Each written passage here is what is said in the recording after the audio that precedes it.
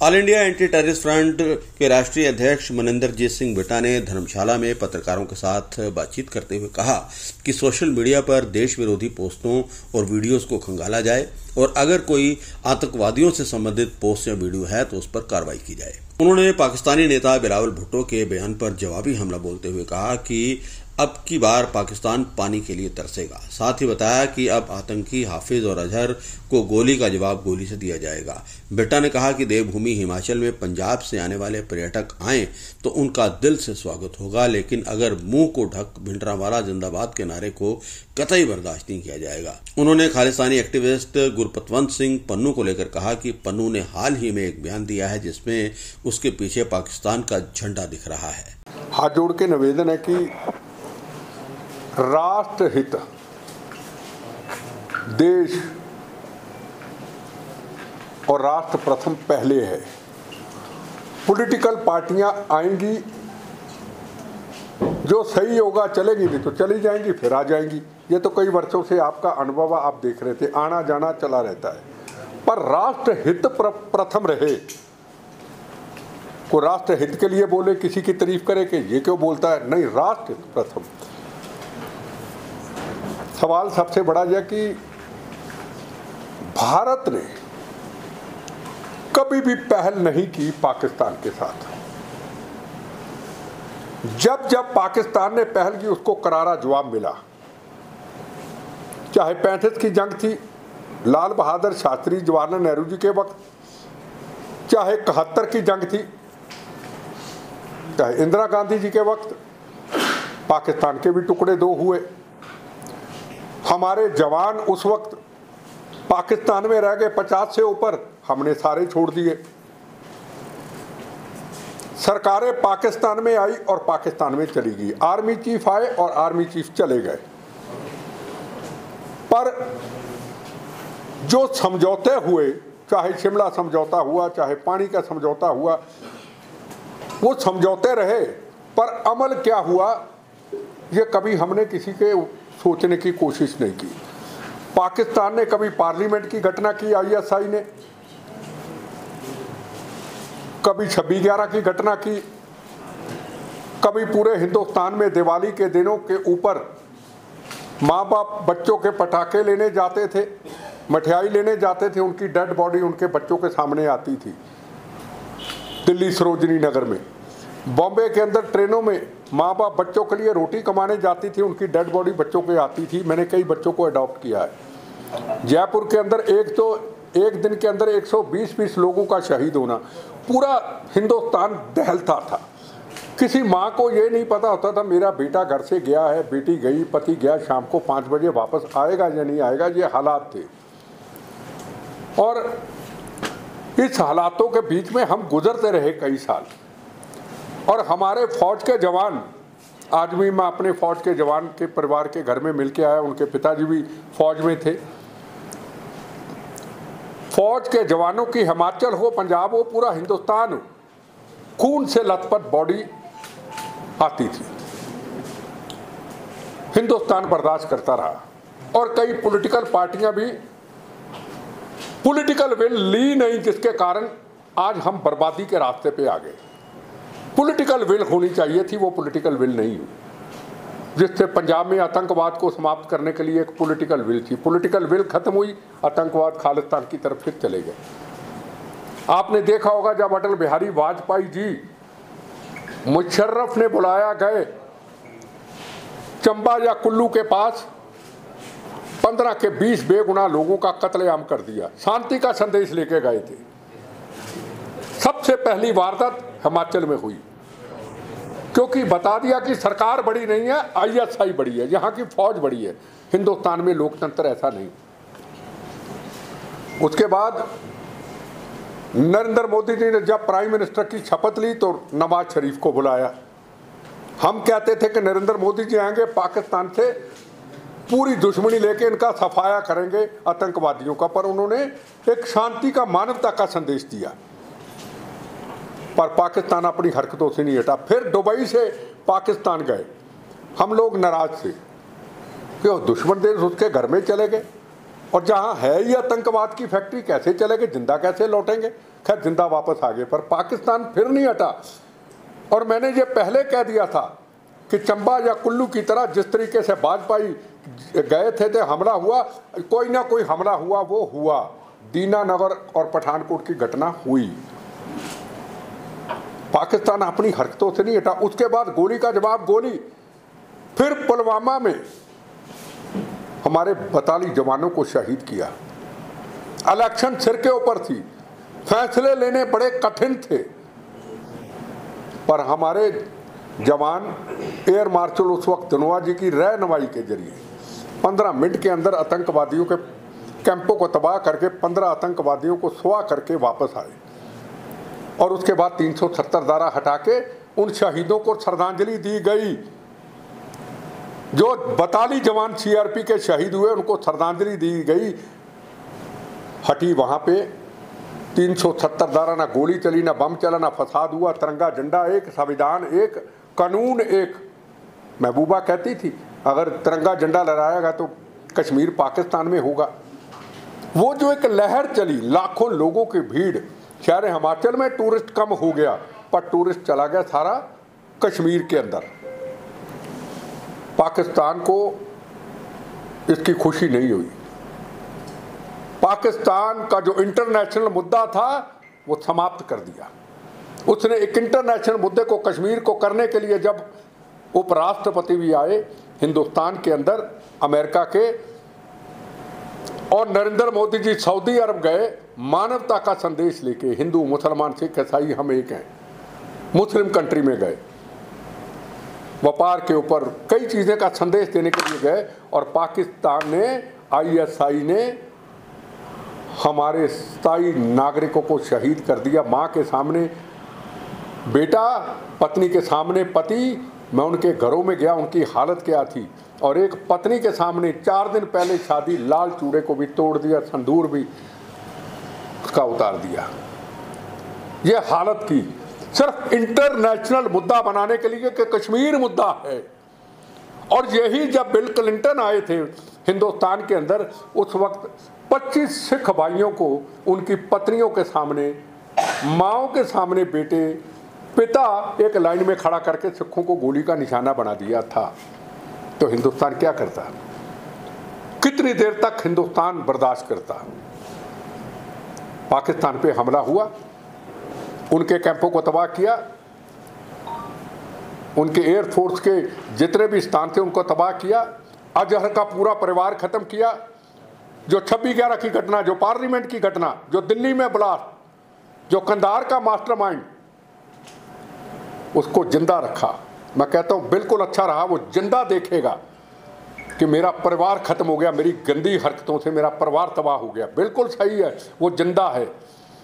बाकी जो बचे हैं, हमें उम्मीद है हमारे प्रधानमंत्री जी के ऊपर, फोर्सेस के ऊपर, फौज के ऊपर जो है, इनका फैसला भगवान करेगा। जिन्होंने काराना हरकत की है वहां पे, इसका फैसला भगवान करेगा। भगवान पे पहुंचाने का काम हमारी हिंदुस्तान की फोर्सेस, हमारे प्रधानमंत्री करेंगे। इनको वहां पहुंचाएंगे, फैसला भगवान करेगा। पाकिस्तान का जो जवाब आया, हमने मानवता के हमला नहीं किया, फिर कह दें ये बार बार नरेंद्र मोदी जी का, मानवता पे हमला नहीं हुआ। आम पाकिस्तानी नागरिक, उससे हमारा कोई झगड़ा नहीं। हम भी कहते हैं हमारा किसी से झगड़ा नहीं। इंसान है हम, उधर है या इधर है, इंसान है। जिन्होंने गलती की उनको मिट्टी में मिलाना है। पर पाकिस्तान ने इससे उलट किया। जो जवाबी फायर किया उसने, कई ऐसे गांव में गया मैं, पंजाब के अंदर, अमृतसर के अंदर, 10 किलोमीटर गांव, 15 किलोमीटर गांव, 5 किलोमीटर गांव, वो ड्रोन आए, वो हथियार आए। जब उनको मैंने देखा, गांव वाले से पूछा, एक्सपर्ट से पूछा, अगर वो चल जाते तो पूरा गांव का गांव तबाह हो जाता। पर हिंदुस्तान के अंदर सुदर्शन चक्र S-400 जो हमने अपना हथियार बनाया, पहले लोगों से लेते थे, प्लेन लोगों से लेते थे हथियार, दूसरे कंट्रियों से, अपनी मेहनत से हमारे जवानों ने बनाया। उसने पूरा, चाहे हिमाचल हो, चाहे पंजाब हो, चाहे जम्मू कश्मीर हो, चाहे दिल्ली हो, चाहे सिरसा हो हरियाणा के अंदर, दिल्ली जाने वाला बम उसने रोक दिया।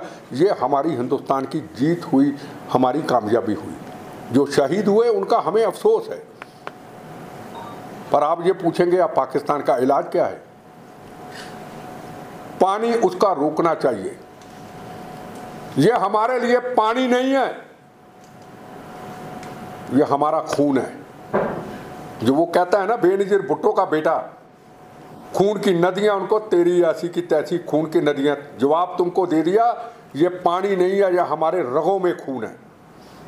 पानी पाकिस्तान में नहीं जाने देंगे। आज अफगानिस्तान में भी कह दिया पानी नहीं जाने देंगे। तरसाएंगे तुमको पानी के लिए।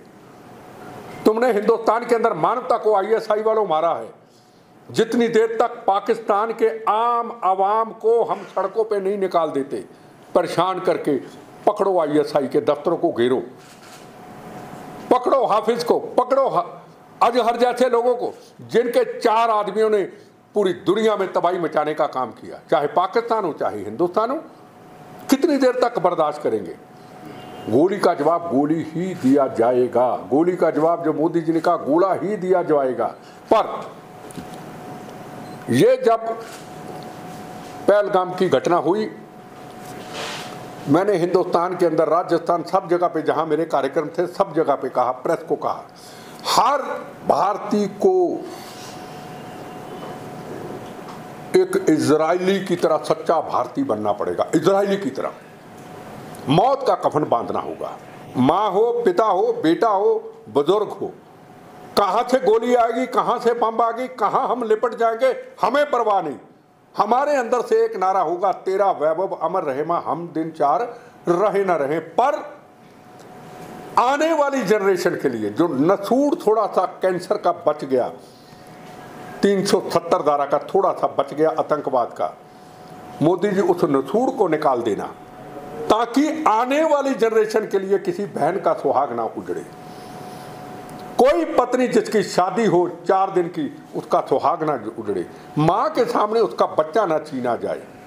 आपने आतंकवाद को समाप्त किया, नक्सलिज्म को किया, हमें आपको सलूट है। पर ये जो धोखा किया है, ये नसूड़ अब निकलना चाहिए। चाहे पीओ के लेना पड़े, किस तरीके से लेना है वो हमें लेना चाहिए। पर उसके साथ साथ जो पॉलिटिकल पार्टियां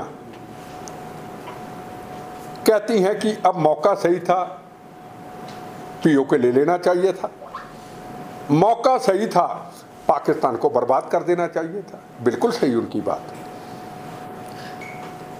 मौके की तलाश में ऐसी को गलती हो, ऐसा कोई हालात पैदा हो, फिर हम उनको कहेंगे आपने तो ये किया था। अगर पुलवामा के बदले में एक भी प्लेन गिर जाता तो कहिए आपने ऐसा कर दिया। हालात और टाइम में हमें यकीन अपने प्रधानमंत्री से पूरी होगी। पाकिस्तान की ISI का मलिया मेट किया जाएगा, इन आतंकवादियों को भगवान के पास भेजा जाएगा। पर उन पॉलिटिकल पार्टियों को, लीडरों को कहना चाहता हूं, एयर कंडीशन कमरों में डिबेट पे जाने वालों को कह देना चाहता हूं, ऐसी बात करने वालों को, आओ मैं Z+ सुरक्षा छोड़ता हूं, आओ चले जम्मू कश्मीर के अंदर, आओ चले जहां जहां बम गिराए थे उन्होंने ड्रोन के जरिए, और बम्बों की कहानी, गांव वालों की दास्तान, अगर वो बम फट जाता तो, बम मिट्टी के अंदर ना जाता तो, गाय माता के गोबर में ना जाता तो पूरे गांव के गांव तबाह हो जाते। एयर कंडीशनों में बैठ करके डिबेट करना, अखबारों टीवी में दिल्ली में बैठ के बयान देना, मैं भी बहुत डिबेट पे जाता हूं, शायद मेरे से गुनाह हो जाता अगर उस गांव में ना जाता, मेरे से गुनाह ना होता अगर इस शहीद परिवार को ना मिलता, मेरे से गुनाह हो जाता अगर जख्मी एक परिवार को ना मिलता। एक छोटा सा बच्चा 8-9 साल का, हाथ में उसके बम का गोला लगा हुआ, उसका परिवार कहता, उसकी माँ, उसका परिवार कहता प्लीज इसको ना बताना तेरा पिता चला गया, बेटे को मत बताना मेरा पिता चला गया। और हम बड़ी बड़ी बातें करते हैं। हमें यकीन है अपने प्रधानमंत्री जी के ऊपर, हमें यकीन है अपनी डिफेंस पॉलिसी के ऊपर। आज चाइना, आज अमेरिका, आज तुर्की की डिफेंस पॉलिसी फेल कर दी हमने। आज हिंदुस्तान की डिफेंस पॉलिसी के चर्चे हैं कि सुदर्शन चक्र ने तबाह करके रख दिया। जो बम दिल्ली जाने वाला था वो सिरसा में गिरा दिया, कोई बम नहीं चलने दिया उनका। ये हमारी डिफेंस पॉलिसी ने किया। और खास तौर पे आपने एक मल्होत्रा नाम की लड़की सिरसा की, सोशल मीडिया की, ये चीज़ें मैं पहले कह चुका हूँ। देखो आप उसमें इन्वॉल्व नहीं है, ये चीज़ें ज़्यादा पंजाब में हैं, ठीक है ना। आप राष्ट्रभक्त हैं, देशभक्त हैं, आपके ऊपर कोई शक नहीं किया जा सकता। पर पंजाब के सोशल मीडिया के ऊपर कई ऐसे लोगों के ऊपर शक है जो सरेआम पाकिस्तान के गीत गाते हैं, जो भड़काने का काम करते हैं। चाहे हिमाचल के अंदर मोटरसाइकिलों से आए मोटरसाइकिलों से, कोई दिक्कत नहीं, आप लंगर लगाएं उनके लिए, आप लाल कारपेट से स्वागत करें उनके लिए, पर मुंह पे कपड़े बांध के भिंडरावाला जिंदाबाद, खालिस्तान जिंदाबाद हिमाचल में नहीं चलेगा। हिमाचल के पॉलिटिशियन अपना सहन कर लें, बर्दाश्त कर लें, हिमाचल की पॉलिटिकल पार्टियां सहन कर लें। हमारी मां बहन को गाली दी जाती है, निकालो यूट्यूब, क्या कहा जाता है हमारी मां बहन को। बिट्टा बर्दाश्त नहीं करेगा। बिट्टा ने जवाब अकेले पहले भी दिया, अब भी दिया, आगे भी देगा। हमारी देवभूमि है, हम छोटे बड़े भाई हैं, ये ना समझे। हमें पॉलिटिकल विल सबको बनानी पड़ेगी, पॉलिटिकल पार्टियों को पॉलिटिकल विल। और पंजाब के अंदर अभी एक गुरुद्वारा साहब, शहीदा साहब गुरुद्वारा, बाबा दीप सिंह का पवित्र स्थान, जहां शनिवार इतवार इतना श्रद्धालु होता है, दुनिया से लोग आते हैं, कनाडा, अमेरिका, पूरी बॉम्बे, पूरी दुनिया से लोग आते हैं। वहाँ एक निहंग सिंह का बाणा पहन के, जैसे आपके कई यहाँ दिखाए गए, बाणा पहन के कहते पाकिस्तान जिंदाबाद। हमारे तो गुरुद्वारा साहब है वहाँ पे। अरे बेवकूफ़ आदमी, इसको पूछे, निहंग सिंह का बाणा उतार के मेरे से बात कर, मैं तुमको बताऊँ। तेरी इज्जत करते, तेरे निहंग सिंह के बाणे की इज्जत करते अपन। हिंदुस्तान जिंदाबाद ना पाकिस्तान जिंदाबाद, ये पंजाब के अंदर नारे लगते। चंडीगढ़ के अंदर सिर पे सुंदर दस्तार, लोग पाकिस्तान के खिलाफ प्रदर्शन कर रहे हैं, आपने देखा होगा। और एक सरदार साहब आते कि पाकिस्तान जिंदाबाद कहने लगा, वो पाकिस्तान मुर्दाबाद कहते, जिंदाबाद। लुधियाना के अंदर किसी ने पाकिस्तान का झंडा बिछाया, अपमानित, उनको जो करना था करना चाहिए, एक फिर निहंग सिंह का बाणा पहन के झंडे को सीने पे लगा लेते। हिमाचल में क्यों नहीं, हरियाणा में क्यों नहीं, दिल्ली में क्यों नहीं, यूपी में क्यों नहीं। आज मैं अखबार में खबर पढ़ रहा था, मदरसों में अब शुरू हो गया कि संदूर ऑपरेशन बच्चों को पढ़ाया जाएगा। ओबीसी ने कह दिया, जिसके ऊपर शक करते थे, पाकिस्तान के चने चबा दो, इसका मलिया मेट इन आतंकवादियों का सफाया कर दो। पर हमारी पगड़ी क्यों नहीं बोलती भैया? सवाल है पगड़ी चुप क्यों? बिट्टा बोले तो कौम का गद्दार सच बोले, बिट्टा भारत की बात करे तो कौम का गद्दार क्यों? राष्ट्र पहले। अगर आप प्रेस वाले इतने सवाल, मैंने आपको बताइए, अगर मैं आपसे एक सवाल पूछूं कि मुझे आप पहले भारतीय मानते हैं सरदार, मैं आपसे सवाल पूछता, जवाब आपसे मांगता हूं, पहले भारतीय हूं या सरदार? ये पहचान मुझे आपने दी तो दूसरा क्यों ना दे? क्या पाकिस्तान, क्या वो पाकिस्तान की भाषा बोल रहे हैं जो ये कहते हैं कि हम तो गुजरात में लड़ाई लड़ो, लड़ाई आप राजस्थान में लड़ो, लड़ाई आप जम्मू कश्मीर, पंजाब क्यों भाई? पंजाब धर्मशाला है क्या? पंजाब हिंदुस्तान का हिस्सा है। ये बोलता कौन है? धर्म के बड़े बड़े ठेकेदार, अकाल तख्त के जथेदार साहब। हम कभी अकाल तख्त के जथेदार साहब के खिलाफ नहीं बोले, कभी नहीं। हमारे सुप्रीम है।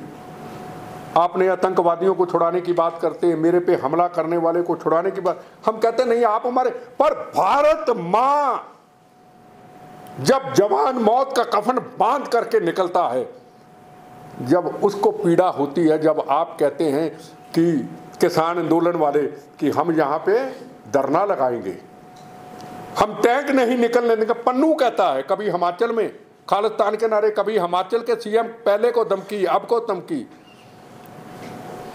और वो पन्नू का साथ देते। हम कई बार आपस में बात करते हैं, हम कहते हैं सारे तो ऐसे नहीं। हर आदमी से मुझे सवाल का जवाब यही आता है, वो सोशल मीडिया का युग है यार।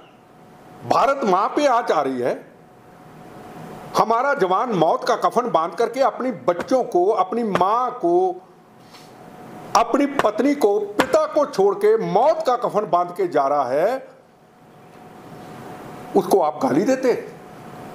गुरुद्वारा प्रबंधक कमेटी के प्रेसिडेंट कहते हैं जो अभी धार्मिक स्थानों पे हमले होने थे, कल का परसों का बयान है, अकेले हरमंदिर साहब ने पूरे देश में, हिमाचल के भी मंदिर हो सकते हैं, हमारे ऐतिहासिक मंदिर में सब कल मत्था टेक के आया। वो कहते हैं जी ये हो ही नहीं सकता हरमंदिर साहब पे हमला। क्यों भाई, आपको कैसे यकीन? क्या हम पाकिस्तान का पक्ष ले रहे? क्या वो जो ड्रोन उधर से आए थे, अगर वो S-400 सुदर्शन चक्र ना होता, वो ड्रोन कहीं हरमंदिर साहब के आसपास गिर जाता, फिर क्या होता? ये कहना कि हरमंदिर साहब पे तो हमला हो ही नहीं सकता, तो इसका मतलब हम अपनी हिंदुस्तान की फौज को डिमोरलाइज कर रहे हैं। और नीचे आप कमेंट्स पढ़ें, जो फौज के जवानों को गाली गलौज किया गया है वो बर्दाश्त से बाहर है। ये आज हमारी पहचान है, ये पहचान गुरु महाराज ने कुर्बानियों से दी। हम पापियों को, हम गुनाहगार हैं, हम पापी है। ये पगड़ी हमारे सिर पे सजाई, कहाँ मानवता की प्रतीक है पगड़ी समझी जाती थी, आज कहाँ चली गई। आज पंजाब के अंदर उस सोशल मीडिया के ऊपर, जो सोशल मीडिया के अंदर आतंकवादी मर जाते हैं पाकिस्तान में, अभी 20 दिन की बात है, बब्बर खालसा, मैल सिंह बब्बर, परमजीत सिंह पंजवाड़, हजारों बेगुनाहों का कातिल, मैल सिंह बब्बर हजारों बेगुनाहों का कातिल पाकिस्तान में मर गए। किरया उनका पंजाब में, किरया पंजाब में, ये 15-20 दिन महीने की बात है। इसका क्या मतलब हुआ? ISI का एजेंट इधर बैठे, अब कोई खालिस्तानी ना आज के बाद कहे, कोई खालिस्तानी नहीं है, सब ISI के एजेंट, ISI के जासूस हैं। ना खालिस्तान कमांडो फोर्स, ना लश्कर तोबा, ना बब्बर खालसा, ये ISI के। पगड़ियां हमारे सुंदर दस्तारे, बगौड़े हिंदुस्तान के, और उनको कह करो वारदात, नाम आ जाएगा बब्बर खालसा, नाम दिए हुए ISI पाकिस्तान के।